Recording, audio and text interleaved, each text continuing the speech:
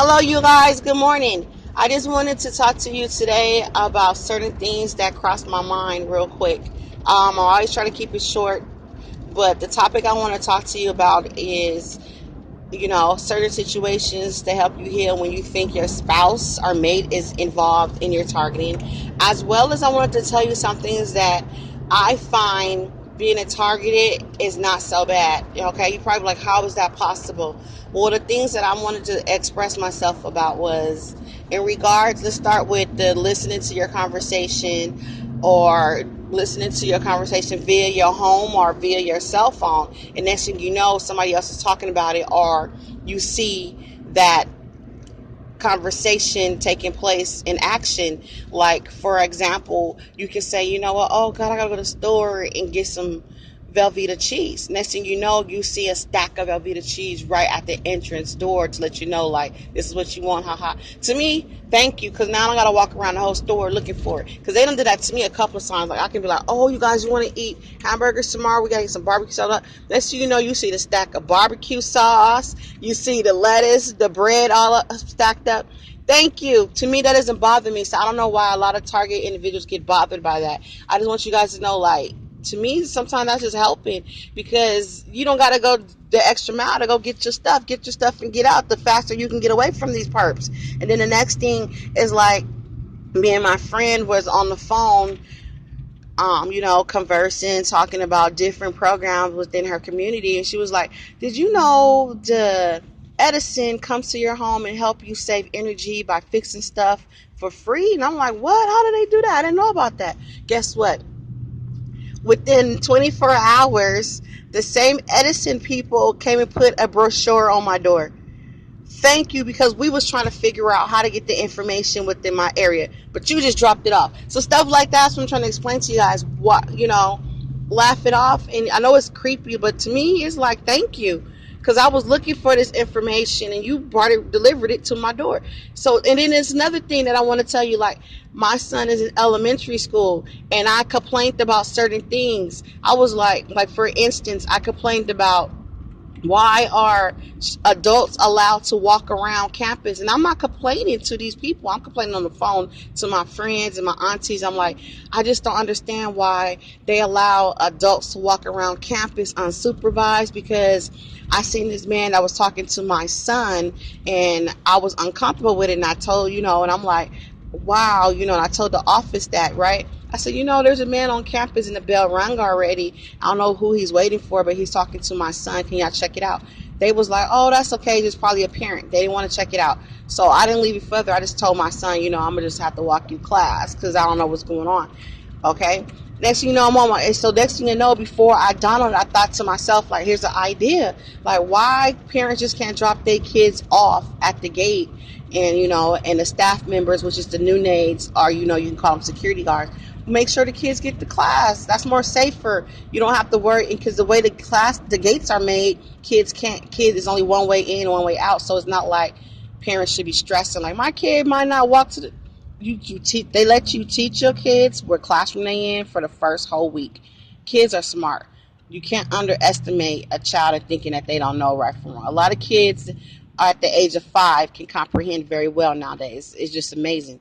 So I'm saying, I said this I put this plan into action just by talking to my friend via cell phone. Next thing I know, the school is implementing the same program. So I said, to me, like, thank you for ear hustling and listening and turning this into an action. That's what I'm saying. So to me, when they talking about you and putting stuff that you said into action, who cares? Because it's doing it better. Because I don't talk about stuff that's going to hinder society. Like, I'm not gonna talk about, hey, I want to blow up the world, or no, we don't do that. So if you want to listen to my ideas and put them into actions, I have a lot of them. So from now on, I just learned to start talking about different ideas that I have and hoping it comes to play. So far, some of the actions that I talked to come to play, like the bullying transaction in regards to kids being bullied.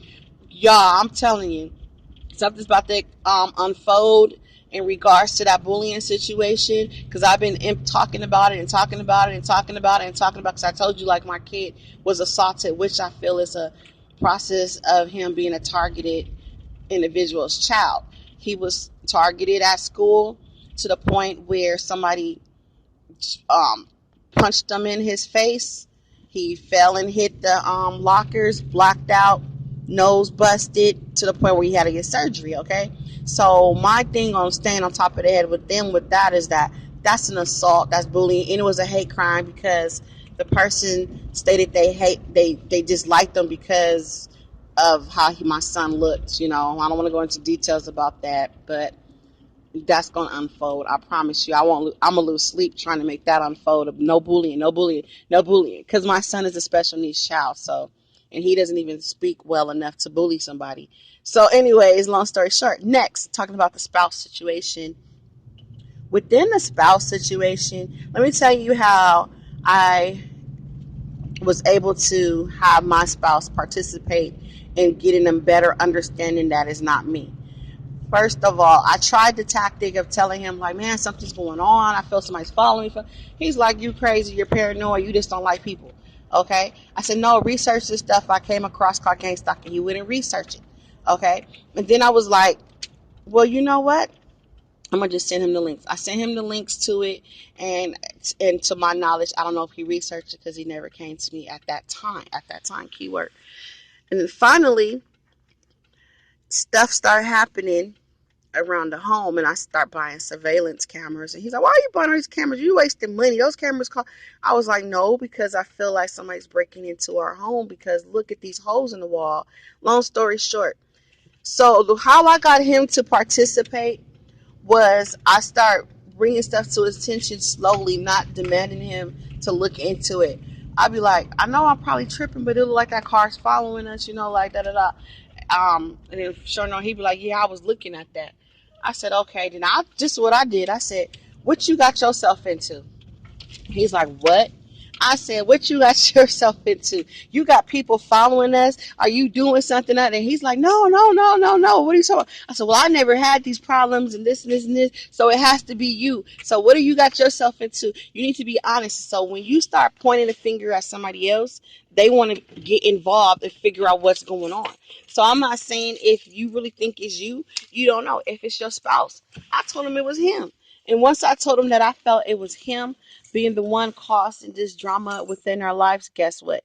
He woke up and started paying attention. So I'm just saying, to get them involved, sometimes you got to flip the script on them and tell them it's you, not me. I didn't have these problems, but it's unfortunately that I'm very aware of my surroundings and I noticed it. I'll be like, you probably have this going on with your life for years and just never noticed it. But now you're in my life, or now we've been together for a while, I'm starting to notice it because it's starting to affect me as a whole because I am your partner. So that's what I did. Just long story short, that's all I wanted to bring up. Like, don't give up on your spouse. Don't just assume they're targeting you. And then at the same time, when these people listening to you, laugh it off because to me, it's been working for me. Because right now, I'm going to sit there and say, I need somebody to cut my backyard. And I promise you, they going to pull up. They going to pull up and they gonna find somebody to knock on my door to say we do lawns because they did that when I needed my roof repair. They was like, "Oh, I need a roof repair." I'm calling people. Next, people just knocking on my door to my roof repairs. Okay, so I don't care. Right now, look at these bushes. These bushes need to be cut. I need a lawn man because the lawn man that gets paid, he only cuts the grass. And I keep trying to explain to him, like, no, sir, how much do you charge to cut the bushes? Oh, I'll cut. And then he won't cut them, but he still be taking the money, so he about to get fired. That's why I'm just like, he doesn't understand it. So much I can take. I'm trying to be nice and keep him employed because he does like almost all the neighbors' job yards, but he don't cut their bush. They cut their own bushes, but I'm not about to cut my own bushes. I can't do that. I'm scared.